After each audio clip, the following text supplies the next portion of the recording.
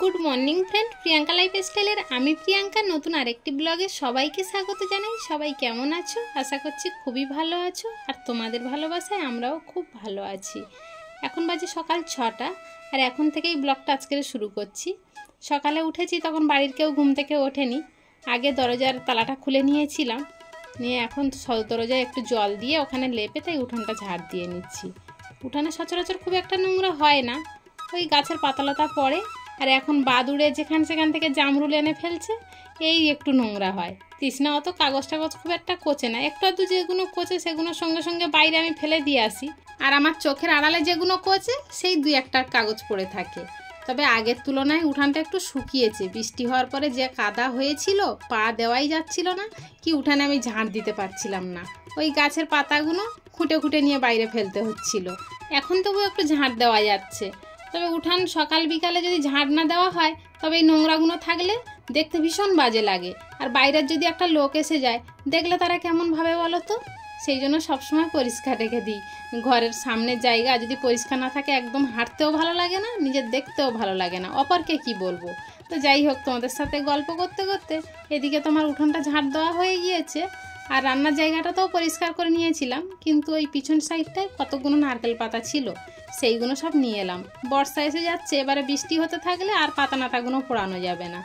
তবে বৃষ্টি তো হয়েছে, আর বৃষ্টি হওয়ার পরে কুয়োর জল কতটা উপরে উঠেছে দেখেছো? এখন আর জল তুলতে অতটা কষ্ট নেই। কিছুটা জল তুলে নিলাম ঘর মুছবো, আর কয়েকটা থালা বাসন ছিল সেগুলো ধুয়ে নিয়েছি। আর এই যে আম গাছটা দেখছো, এটা আমাদের আম গাছ।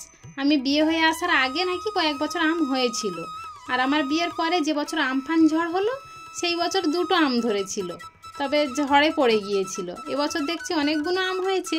আর সকালবেলায় 2টো বুলবুলি পাখি আমগুলোকে ঠোকর দেওয়ার চেষ্টা করছিল। আমি যখন ক্যামেরা করছিলাম ওরা তো উড়েই পালালো, আমি আর মুখ দিল না। তা যাই হোক, এদিকে চলে এসেছি আমি শাকগুলো বেছে নিতে। কালকে 2 আঁটি শাক নিয়েছিলাম, সেই শাকগুলো আজকের ভাজা করব। তবে বৃহস্পতিবার পেঁয়াজ রসুন তো কিছুই দেওয়া যাবে না, শুধু তেলের উপরে শুকনো লঙ্কা ফোড়ন দিয়েই ভাজতে হবে।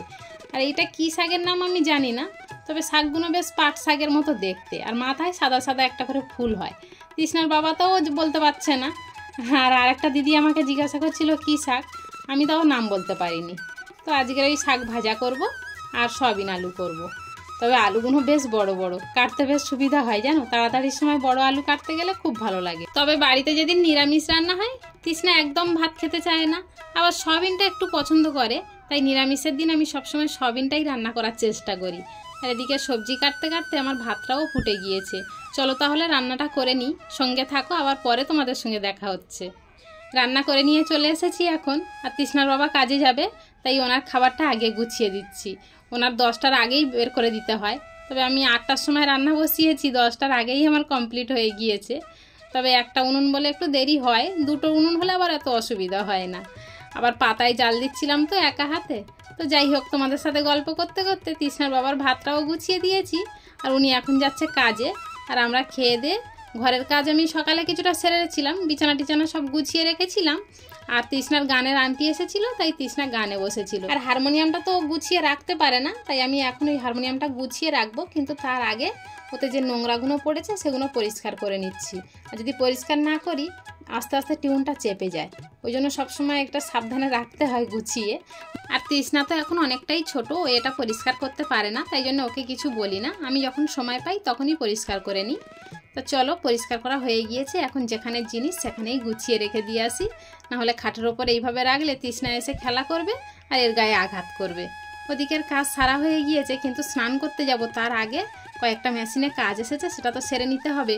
ওরা স্নান করে পরবে জামাগুলো। 2টো নাইটির 2টো হাতাও মারতে বলেছে, ঝুলটাও মারতে বলেছে, তাই একটু ভালো করে সেলাই করে দেবো। দেখো, সংসারের কাজের ফাঁকে এই কাজটাও আমি করে থাকি।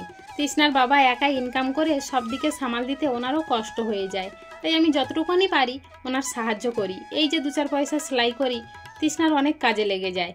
এখন বাচ্চাটা বড় হচ্ছে, ওরও তো অনেক চাহিদা থাকে বলো, আর সব কিছু তো বাবার কাছে চাওয়া যায় না, ও তো বাবার কাছে চাইতেই পারে না, বলে আমার কাছে। আর আমি মা হয়ে বাচ্চার এই ছোটো ছোটো চাহিদাগুলো যদি মেটাতে না পারি তখন নিজেরই খুব কষ্ট হয় জানো। তো যাই হোক, এদিকে তো সেলাই কমপ্লিট করেছি, এখন স্নান করতে যাব, কিন্তু তার আগে কিছুটা কাঁচা ধোয়া রয়েছে সেগুলোও সারতে হবে। আর একটু থালা বাসনগুলো তো আগে মেজে ধুয়ে নিয়ে চলে এসেছি, এখন উপর দিয়ে দেব। আর তাড়াতাড়ি উপর দিয়ে দিলে জলটাও সরে যাবে, আর যত তাড়াতাড়ি জল সরে যাবে তত তাড়াতাড়ি আমি জায়গার জিনিস জায়গায় গুছিয়ে রাখতে পারবো। এই কাজটা আমি প্রতিদিনই এরকমই করি। যারা আমার পুরানো সাবস্ক্রাইবার রয়েছে তারা জানো, যারা নতুন তাদের জন্যই বললাম। তো যাই হোক, সব কাঁচা ধোয়া করে সব মেলে দিয়েছি, দিয়ে এখন স্নান করে চলে এসেছি। আজকের ব্লগটা তাহলে এই পর্যন্তই রাখছি। কেমন হলো কমেন্টে অবশ্যই জানিও।